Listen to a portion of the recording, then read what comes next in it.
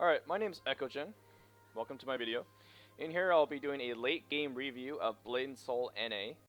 I feel that a review months later it gives a more accurate representation of its direction and how it's been managed so far. What you liked or disliked about the game in either closed beta or release could have changed for better or for worse. So I'm going to go over what they do well and what they don't do so well. So first of all, let's start with what's good. The graphics and art design.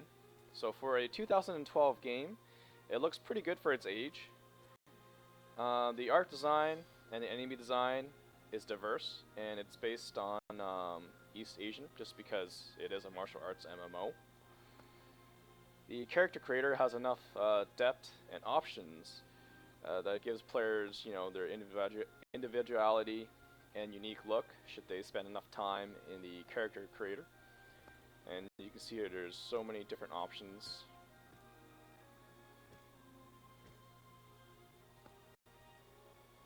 All the sliders available.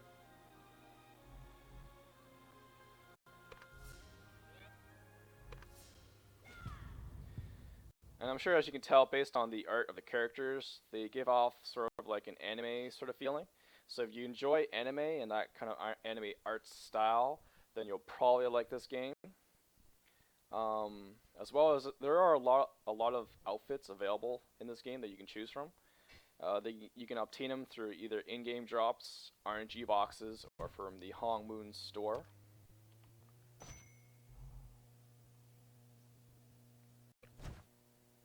And it's nice that it actually gives you a preview of what the outfit looks like. And you can even preview it on different races as well.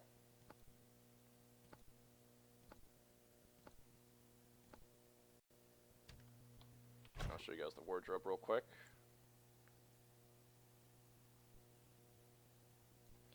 So yeah, as far as customizing your character goes, there's tons of customizations available. So next, we'll move on is content. The content you find in Blade and Soul is pretty much industry standard of any MMO really. The quest is your usual, go to this location, kill these mobs a bunch of times, and come back to me, or go gather these herbs for me and bring it back or whatever. Like it's nothing new. So the PVE is pretty standard. They didn't try anything new like Guild Wars 2 did. Guild Wars 2 did with their dynamic event quest. There are plenty of dungeons through level 1 to max, which is currently 50, not counting your Hong Moon levels. They have a really nice feature called cross server, which when you do this, it allows you to queue randomly or form like a group with players from other servers. So if you were in a low population server and you have trouble finding a group to do dungeons with, then you just hop into the cross server.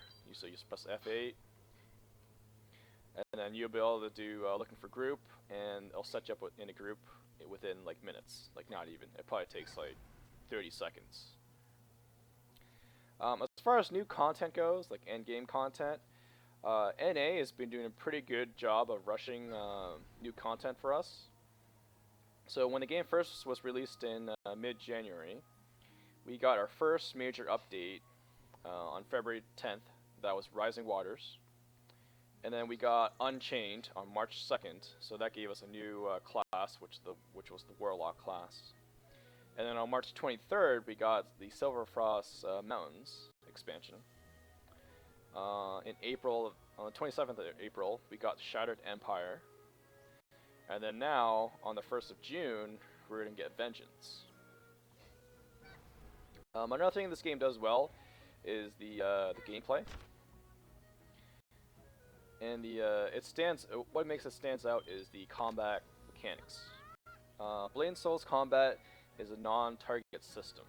And what you're probably wondering is, what is a non-targeting system? Basically, if you think of either Vindictus, Terra, or even Dungeon Fighter Online. I'm only naming those three because I've actually played them. you can't actually just tab and you just hit a bunch of skills and your skills will hit that target. You actually have to, you know, aim, I guess per se, for your target.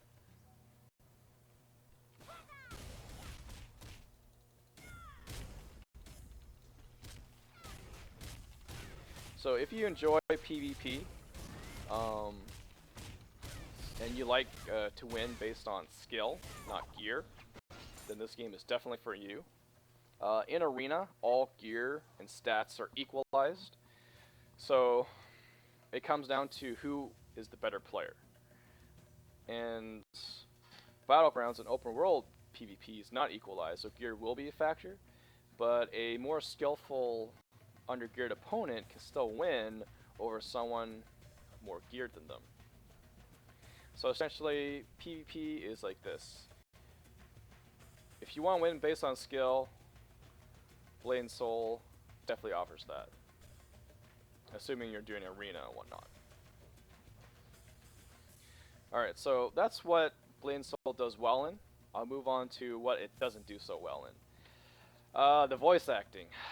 Oh man, I don't know what they did with this game, but the voice acting is terrible. It's probably not the worst game for voice acting, but it's definitely should be on like a top 10 list of one of the, you know, horrible voice acting games. It feels like as if this area was rushed or not taken seriously. It's as if the developers asked their family members or just went up to random people on the street and said, "Hey, do you want to, you know, do some voices for some NPCs?" Now, I'm not saying that all the voice acting in this game is bad, but the majority of it is. Like for example, whoever voiced acted Jin So-young, they did a pretty good job, and some of the other main characters, you know, it's pretty decent. You know, it's not too bad. Another thing too that the game doesn't do so well on is the engine itself. So this game is based on the Unreal 3 engine. Team Bloodlust must have made some modifications to the engine to adjust for Blade and Soul and to suit it. Because for wherever they did, the game is pretty damn unoptimized.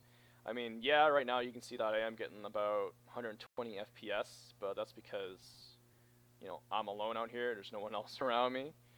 But the game is very heavily reliant on single core performance, so Intel processor users will definitely get a little bit more performance than AMD users, just because, you know, Intel single core performance is a lot stronger than AMD.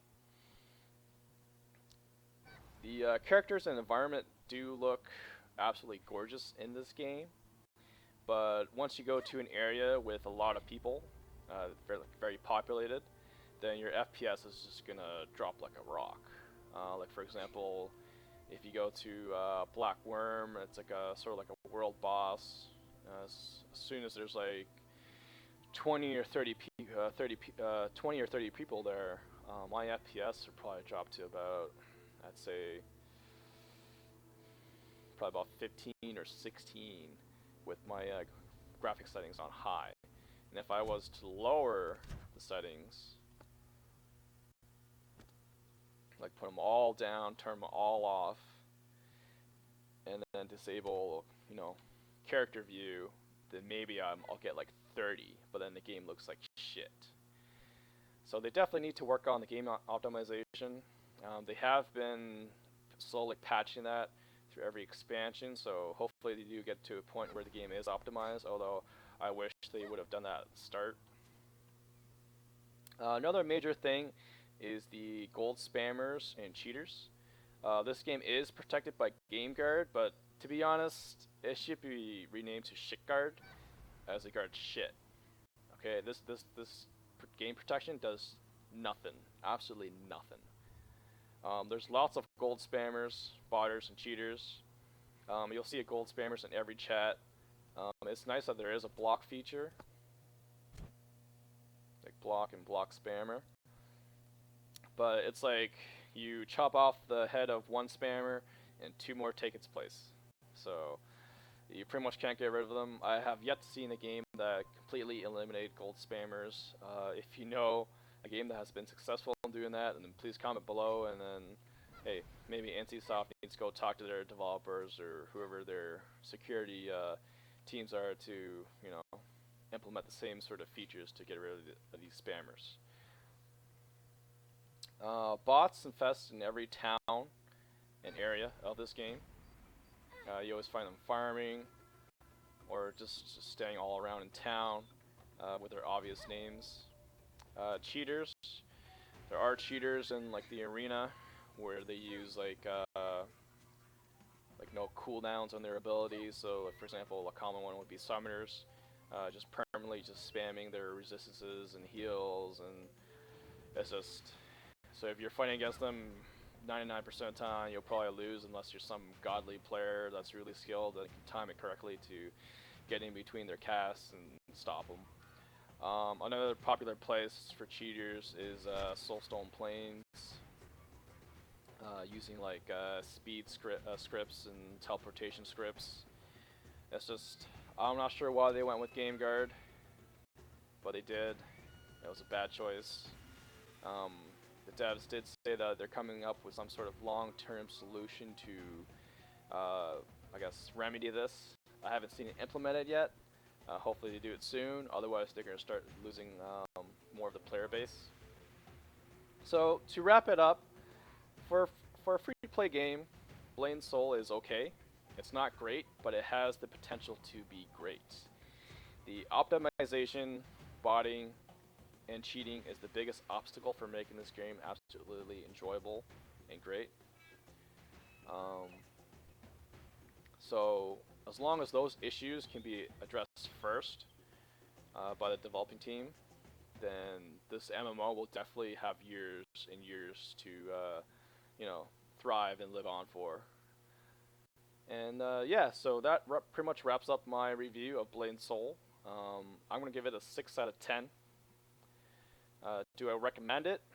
I'd say for a free-to-play game, sure, it's worth trying. If you know, because it doesn't cost you anything to try it and play it. If you don't like it, then you don't like it. If you like it, then you'll like it. So anyway, my name is Eckogen. Thank you for watching my video, and that was my review for Blade & Soul NA.